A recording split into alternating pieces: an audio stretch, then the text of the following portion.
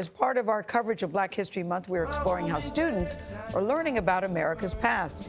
Don't you remember yesterday we showed you examples of problematic language in widely used textbooks and how what students are expected to learn actually varies from state to state. Our national correspondent Jericka Duncan recently visited a school in Maryland to see how the district revamped its curriculum after reflecting on how they approach topics like slavery and civil rights. Jericka, loved your piece yesterday. What did you discover this time? Really got a chance to speak to some of the teachers, visited a classroom. Students at Montgomery County Public Schools, one of the largest districts in the nation, mostly use primary sources like letters and speeches to learn about U.S. history instead of relying simply on textbooks alone. It's just one way they are taught to think critically about our nation's past. We talked about this phrase, make a way out of no way.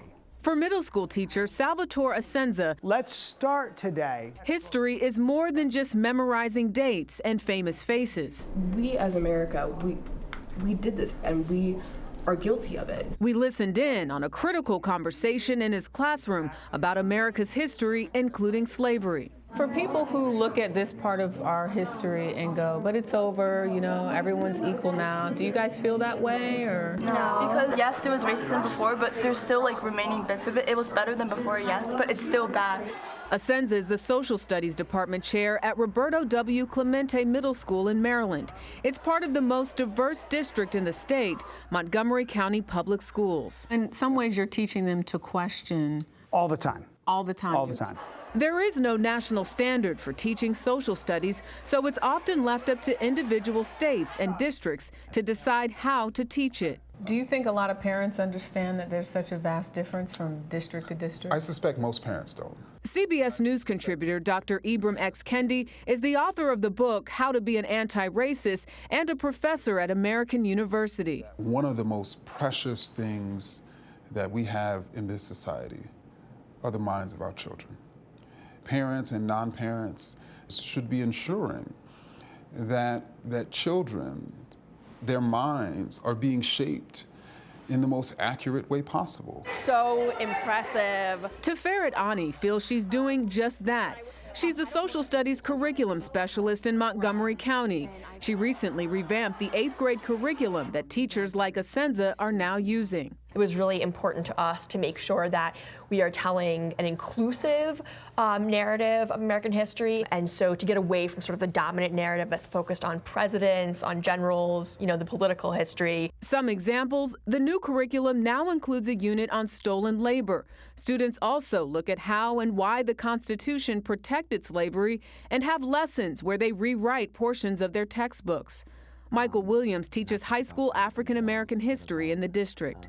I haven't seen a textbook that is used in the high schools that does not omit some very key, not just information, but themes. And so part of our job as historians and as teachers is to try and tell a more complete story. What's a hindrance to having sweeping generalizations? Asenza's 8th graders we spoke to say the new curriculum has opened their eyes. Raise your hand if you think this class has taught you how to think more critically about the information you consume. I think it has changed how we study history because we look at history through a white, particularly male American lens. I feel like learning through this lens basically tells the whole story of America about how slavery is the root and the foundation of America and its history. We're learning how to be really, really analytical thinkers, really trying to discover for ourselves, like, the truth. But not everyone has been on board with the curriculum changes. There were teachers that it was hard for them, right? I think a lot of times history teachers, they love the national story, right? And the story that they were told and taught and studied is not necessarily the story that's part of this curriculum. Why should parents, why should society as a whole care about how children are learning history? If we teach them everyone's story, then they're going to become adults that believe in everyone's story. And if we don't teach the children correctly, it's going to be perilous for our society.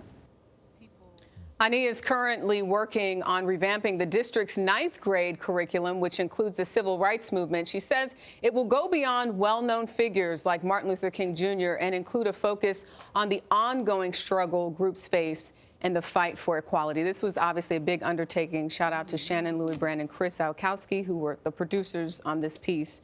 but a lot of information that we got out of these two pieces. Bravo to the school for doing that. For caring enough to say, you know, there's more to learn here. Yeah. And those students are so impressive. And I love Ava that they, and what was it? Elizabeth, Ava all and of them that Elizabeth, we spoke to. Ava wants to run for president. Does she? Yes. You know, It's off to a good start. save that video. Save that. I was just going to save that tape, Ava. Put that tape in the archives. We'll Yeah. label on it. Jericka, thank you very much.